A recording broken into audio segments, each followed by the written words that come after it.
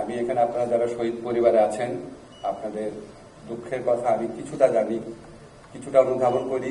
যার যায় সে বুঝে। আমরা তো কখনোই আপনাদের মতো বুঝবো না, কিন্তু যখন এই ছবিগুলা দেখি, যখন আপনার ফেসবুকে কোনো ব্রুটালিটির ছবি দেখি, একটা অত্যাচারের মৃত্যুর দৃশ্য দেখি, তখন মনে হয় যদি এগুলির বিচার আমরা করতে না পারি, আমাদের বেঁচে থাকার কোনো অধিকার নাই।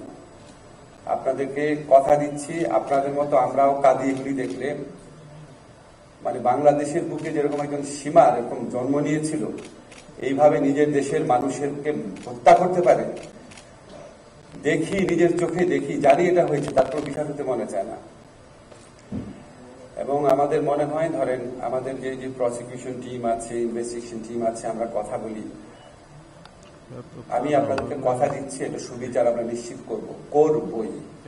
আমি মনে করি অনেক অনেক কথা বলবে এই সরকারের। আমি মনে করি সবচেয়ে বড় দায়িত্ব হচ্ছে আমরা জুলাই গণ অভ্যুত্থানের মাধ্যমে আমরা একটা নতুন বাংলাদেশ পেয়েছি, আপনাদের স্যাক্রিফাইসের বিনিময়ে। আমরা এখানে আসছি, প্রধান দায়িত্ব আমাদের সুবিচার নিশ্চিত করা।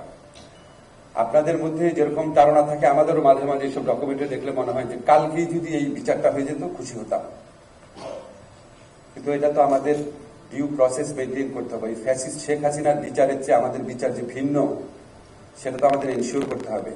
এবং আমাদের ইনশাআল্লাহ এত অকাট্য প্রমাণ আছে, এত সাক্ষী আছে, ডিউ প্রসেস মেনটেন করে আমরা ইনশাআল্লাহ যত দ্রুত সম্ভব বিচার করতে পারবো। আর আপনাদের প্রতি আমার সমবেদনা জানানোর ভাষা নাই।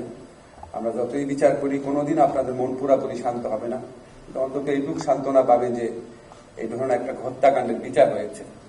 আমরা এটা চেষ্টা করব, এবং এটার জন্য আমরা সাথে সাথে আমরা যে রিফর্মের কথা বলি, আমরা এটাও করার চেষ্টা করছি। আমাদের সংস্কার যে ভাবনা বা নির্বাচন ভাবনা, বিচারের ভাবনা, সবগুলো ইন্টার রিলেটেড।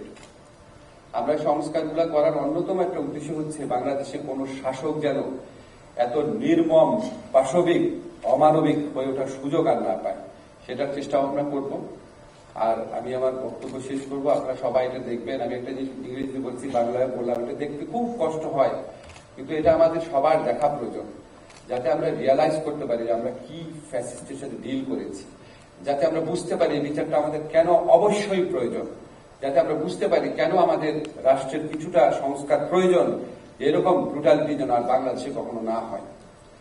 আপনারা সবাই এটা দেখবেন, এবং আমি ডেভিড যারা আছে, এই টিম যারা এটার সাথে ছিল, টেক বাংলাদেশ, সবাইকে অসংখ্য ধন্যবাদ। আপনারা নিজস্ব দায়িত্ববোধ থেকে এই ধরনের একটা জিনিস করেছেন, এবং আরো করে যাচ্ছেন। শহীদুল ভাই আছেন, আইরিন খান আছেন, সবাই কাজ করছেন, ইয়াসমিন সুকা, সবাই আমরা across the nationality, across the country, সবাই আমরা এখানে একত্রিত হয়েছি সুবিচার নিশ্চিত করার জন্য।